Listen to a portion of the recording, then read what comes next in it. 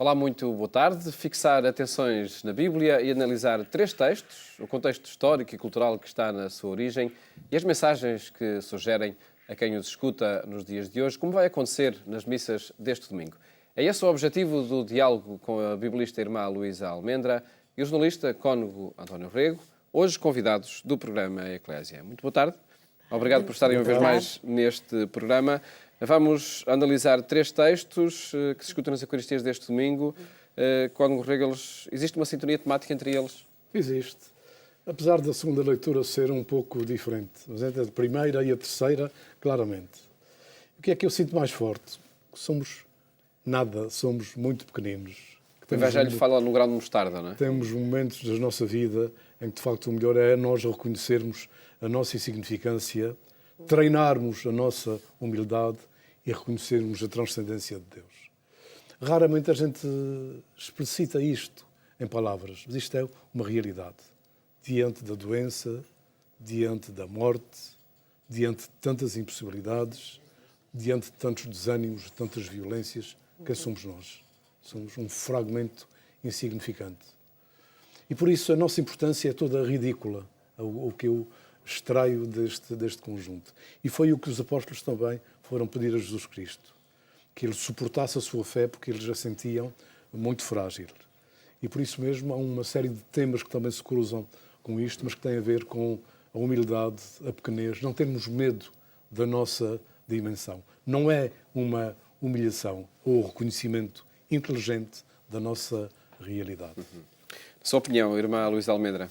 Estou completamente de acordo com o que diz o Padre Rego e, de facto, o Evangelho, se no domingo passado nós estávamos, as leituras nos conduziam um pouco à relação uns com os outros, este domingo situa-nos muito na atitude que nós temos face a Deus.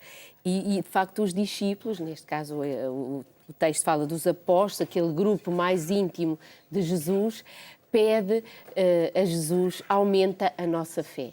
E é uma expressão que ainda hoje nós continuamos a utilizar.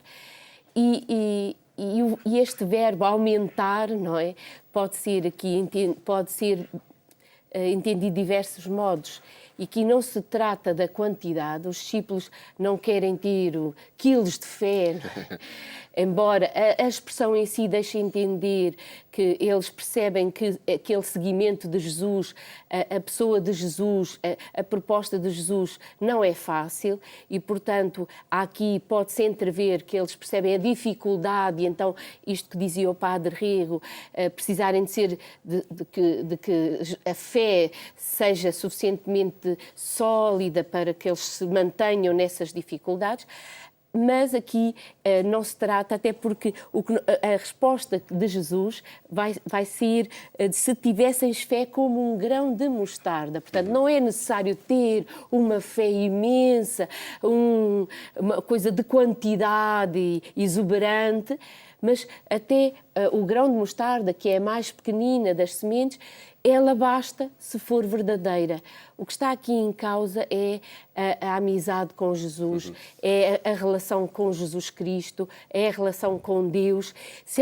Ela até pode ser pequenininha, mas se for autêntica e verdadeira, ela dará grandes frutos. Vamos ouvir o texto para, enfim, também percebermos em que contexto é que surge essa narrativa e em que contexto é que aparece essa comparação ao grão de mostarda no texto do Evangelho que se escuta nas Eucaristias deste domingo.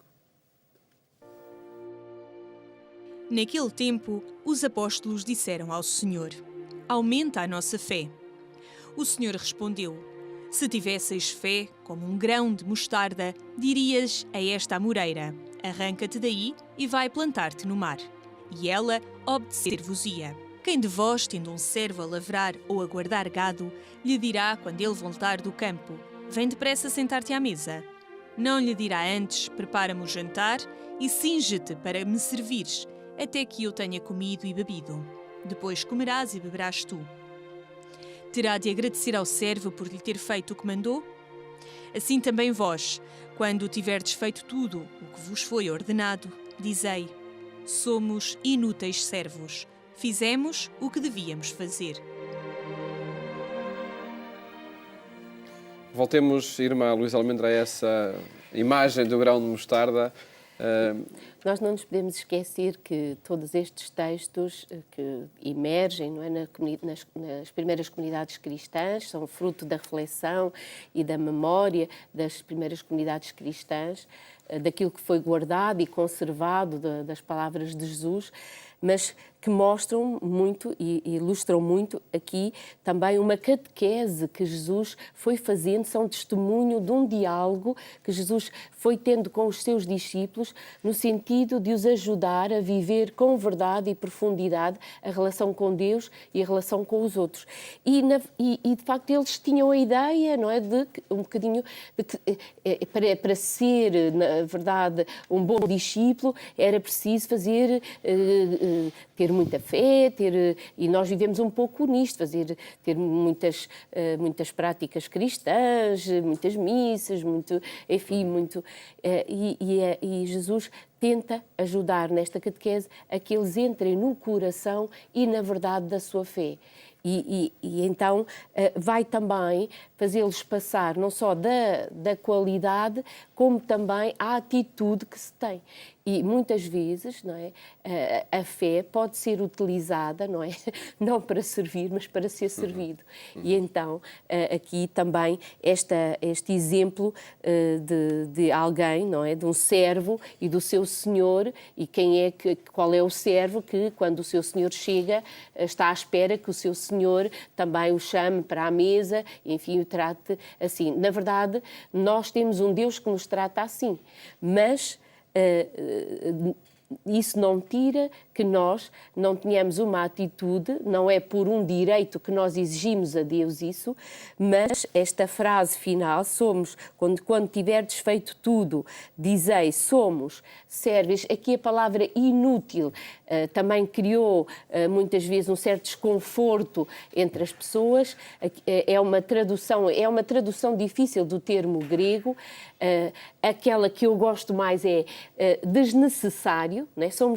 Nós não nos podemos colocar no serviço que fazemos como aqueles que são insubstituíveis, necessários, se nós faltarmos tudo acaba. Não, somos desnecessários porque o único necessário é Deus. Só por isto, o único necessário é Deus. E é isso que aqui quer dizer. Nós fizemos aquilo que podíamos fazer, não é? Aquilo que devíamos fazer. É a ideia do dom gratuito, portanto, da fé verdadeira. Eu sinto muito que este texto nos remete remete os discípulos nesta catequese. Este texto está muito centrado numa catequese de Jesus com os seus discípulos, apóstolos, para a autenticidade da fé, que pode ser pequenina, mas autêntica, e para o serviço como um dom gratuito, e percebendo que só Deus é o indispensável, só Deus é o necessário. Esta comparação que é feita aqui no Evangelho com o grão de mostarda, enfim, poderíamos hoje compará-la, enfim, poderia ser uma semente, poderia ser um baita. Eu não sou agricultor, não sou de família de agricultores, não percebo nada de agricultura. Mas na nossa casa, os irmãos têm uma pequenina casa onde passam férias e que tem uma mata.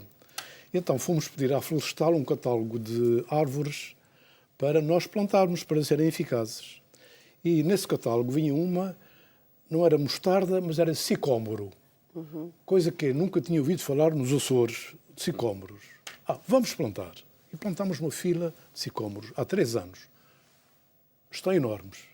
Incrivelmente grandes, não sei como. É verdade que choveu bem, que houve uma série de condições, mas aquilo cresceu surpreendentemente. E agora, quando ouço, eu não tinha pensado nisto sequer, quando ouço aqui a leitura, eu disse, esta do sicômoro é mesmo verdade. A nossa fé não se mede aos palmos, não se mede aos bocadinhos. Mede-se com a terra onde é colocada, com a chuva que lá cai, mede-se com o cuidado que nós temos em cultivá-la. É de facto isso. E esse sicômoro foi de tal modo importante que salvou a vida não só de Zaqueu, mas de mais pessoas que tiveram acesso a Jesus. Para dizer o quê? É que esta nossa fé, às vezes, que nós desvalorizamos e não tenho fé, estou com pouca fé, como os apóstolos também foram ter com Jesus, vai supor da nossa parte também um cuidado enorme com a nossa fé, um respeito enorme com a nossa fé. Ou seja, não a alimentarmos com elementos secundários, nem com acessórios, às vezes, de piedade, que nada tem a ver com isso, mas irmos ao essencial. Por outras palavras, e resumindo e pedindo desculpa da demora, trata-se não de acreditar em coisas, não de acreditar em doutrinas, desculpe-me a teóloga, mas de acreditarmos na pessoa de Jesus Cristo. Essa adesão, estarmos radicados na pessoa de Jesus Cristo, que é o segredo da segurança e do crescimento da nossa fé. Sem instrumentalizar a própria fé, como Sem pode acontecer. instrumentalizar a própria fé. E esse é um risco que pode acontecer, irmã Luísa Almeida, que aconteceu desde a experiência bíblica? Sim, isso é sempre um risco e isso sentia-se muito no tempo de Jesus, porque os próprios, os mais religiosos do seu tempo pensavam que bastava cumprir mandamentos. E isso é que era a fé, ou preceitos. E a fé, Jesus vai ensinar estes seus discípulos, que são judeus do seu tempo e que aprenderam também estas coisas, os mandamentos, tu estava muito centrado nos mandamentos, de que a fé é algo mais do que isto. Exatamente, e de se correr o risco de se fazer dono da fé. E dono da Os fé. senhores claro. da fé, aqueles que são os controleiros da fé. Eu acho que é um perigo não deixar crescer essa semente dentro de cada pessoa, com, digamos, a densidade que tem o dom da fé pelo batismo e com a presença de Deus e a colaboração. E a humildade no serviço das coisas da fé é muito importante Exato. também. Passamos para o texto da primeira leitura de Abacuque, no capítulo 1. Em contexto surge essa afirmação com que termina o texto que se ouve nas Eucaristias deste domingo: o justo viverá para a sua fidelidade. Pois, este texto de Abacuque é um texto impressionante. Abacuque sente todo o que o rodeia, como nós, por vezes, também, e questiona, interpela Deus, da mesma maneira que também nós ouvimos muitas vezes as pessoas hoje questionar: até quando, Senhor, isto vai continuar, não é? Até quando eu chamarei por vós e tu não me respondes? Até quando eu gritarei violência e nada acontece, não é? Então, temos este questionamento, não é? De uma espécie de ausência de Deus. Deus parece ausente e o profeta grita, não é? Grita e questiona Deus. E Deus, surpreendentemente, responde-lhe, o que muitas vezes nós não fazemos muito essa experiência de uma resposta imediata de Deus. E muitas vezes, se dá licença, muitas vezes nós pomos questões a Deus de uma forma injusta, porque não temos categoria para as colocar. Às vezes há quem diga: a Deus não se fazem muitas perguntas. Mas e a violência? Como é que Deus permite a violência? Como é que Deus permite a morte? Como é que Deus permite o sofrimento dos inocentes? E ele cala-se, responde com o seu silêncio.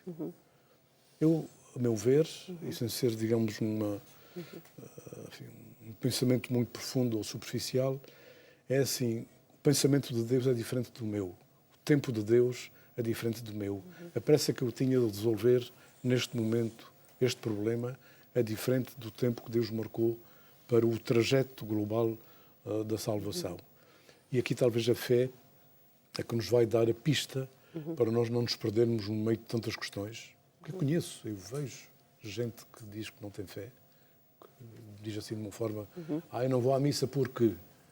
Pode ser uma desculpa, mas não tem fé porque há coisas que lhe ferem a razão. Deus não nos manda nada contra a nossa razão.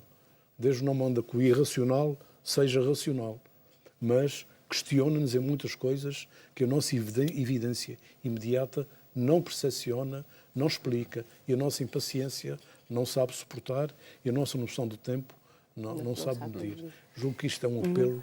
Mas o interessante aqui neste texto é que Abacuque dá voz a esta impaciência e esta inconformidade do povo perante as injustiças e o caos do seu tempo, mas depois é o próprio profeta que nos dá, porque o profeta é exatamente isto que define o profeta, não é a adivinhação, é a capacidade de escutar, é isso que significa o oráculo, o sussurro de Deus, de perceber aquilo que nós temos muitas vezes dificuldade, dizemos Deus, mas Deus não responde, ou eu não sei o que Deus... mas o profeta tem essa capacidade de perceber qual é a resposta de Deus e a transmite exatamente aquilo que o Paulo diz. E é uma resposta de esperança. O justo viverá. Mas viverá não porque fez isto ou fez aquilo, mas pela fé, pela fidelidade, pela sua capacidade de se manter na relação com Deus, de não perder a esperança em Deus. Isso é que o fará viver. Muito bem. E essa é a resposta que o profeta... Na verdade, ele dá a voz às perguntas, não é? Traz as perguntas do seu povo, mas também traz esta resposta de Deus, que muitas vezes nós temos dificuldade em entendê-la e percebê-la. E ele diz, é pela fé. Não é pelo fazer isto ou fazer aquilo, mas pela capacidade de se manter firmes na fé. Não desesperar de Deus. Transporta uma montanha. E transporta uma montanha. E felizmente também há muitas histórias que confirmam esta certeza. Exato. De quem vivia na tormenta, questionava Deus e acabou por perceber e comprovar pela sua história de vida que o justo viverá pela sua fé. Está aí um filme que é um milagre, eles chamam um milagre, do Rio Hudson, que foi uma coisa impossível, e se a gente ouvir vai perceber. Um avião que não pode ir para a guarda, já não tem motores, não tem nada, e o comandante manda-o para o rio com 155 pessoas e escapam todos. E chamam o milagre. Ou seja, nós temos surpresas na vida e que mesmo os mais descrentes não têm outro remédio senão chamar milagre. E ali não há uma única referência que eu saiba que tenha ouvido a Deus.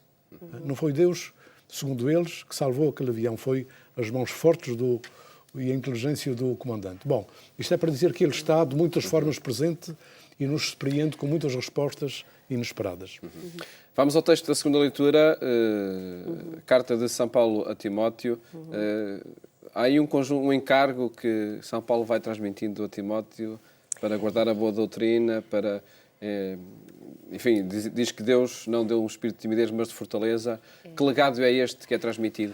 O texto começa de maneira muito bonita, pedindo-lhe que ele reanime o dom de Deus que recebeu. Isto é, nós não vivemos a partir de nós vivemos a partir de um dom que Deus... A fé é um dom, tudo em nós é dom, a vida é um dom, e nós vivemos a partir daí. E muitas vezes nós não temos muita consciência disto, não consciencializamos muito isto, pensamos que partimos através, que tudo parte da nossa capacidade de executar bem, de ser bons executivos, mas não, tudo parte deste dom. Então, Paulo exorta a que ele reanime o dom que recebeu, e esse dom, nesse dom está incluído, tem muitas facetas. Tem a fortaleza, tem a caridade, a moderação, tem a capacidade de dar testemunho e, portanto, é a partir daí, não é a partir... Se tudo parte de nós, se nós somos o centro, diz Paulo a Timóteo, nós morremos, não é? Esmagados. Se reanima o dom que recebestes, porque ele está cheio da riqueza de Deus e com Deus tu serás capaz de dar testemunho, de sofrer comigo pelo Evangelho, enfim, de guardar a boa doutrina, isto é, de guardar o coração daquilo que é a fé e o Evangelho de Jesus, que manterá e trouxe até nós esta pessoa de Jesus viva como alguém que está vivo e não como uma personagem do passado, uma personagem histórica. Que desafio é este dirigido a quem é hoje discípulo? Há uma força imensa que Paulo dá a Timóteo, o seu discípulo, mesmo que alguns digam que esta carta não é propriamente de Paulo, sim, mas é secundário. Agora, eu vejo aqui o que Paulo fazia com um discípulo que nós podemos, como cristãos, fazer uns com os outros. Animar-nos. Força aí, não desanimes, as coisas acontecem. Mantém a tua capacidade de fé, a tua fortaleza, a tua caridade, a tua moderação. 3 qualidades importantes para quem é líder. E ele puxa muito para isso, que também, como todos nós, pode esmorecer. E creio que Timóteo se sente muito reconfortado no seu trabalho, não apenas como apoio pessoal, não se trata de uma ajuda psicológica, mas de uma convicção de que é a força de Deus que trabalha no seu ministério, e que Timóteo, portanto, que era fiel discípulo de Paulo, se não perca em elementos secundários, mas vá ao essencial, cheio de coragem, de força, de combate, como ele dizia na primeira parte desta leitura. Comparando também com essa imagem do grão de mostarda, que se a fé for como esse grão, é capaz de mover montanhas. Exatamente. Eu penso que nós nunca devemos desistir do impossível. Há tantas coisas, mesmo do ponto de vista pastoral, que nós iniciamos e cujo resultado não sabemos. E com pessoas ainda mais, quando se prepara uma pessoa para um sacramento, para a comunhão, quando se preparam os noivos, quando eu presidam a um casamento e falo aos noivos ou aos pais de uma criança e lhes falo, eu não tenho ali nenhuma garantia, eles têm uma cédula, mas eu não tenho nenhuma garantia que aquilo vai dar tudo certinho e que vai ser tudo bem cumprido. Mas nós corremos este risco por Deus e agora eu sei que tenho a obrigação de os confirmar na fé, de os animar sempre na minha missão de pastor, como Paulo teve um zelo muito grande por Timóteo, que iniciou em muitos trabalhos. Fica esse desafio a partir destes textos e a partir das experiências das primeiras comunidades cristãs. Muito obrigado por terem estado aqui neste programa a apresentar os textos da Bíblia. Mais logo, o programa Eclésia vai ao seu encontro na rádio, na Antena 1, quando forem 22h45. Desejo-lhe uma boa tarde, bom domingo, ótimo fim de semana. Até a próxima segunda-feira, se Deus quiser.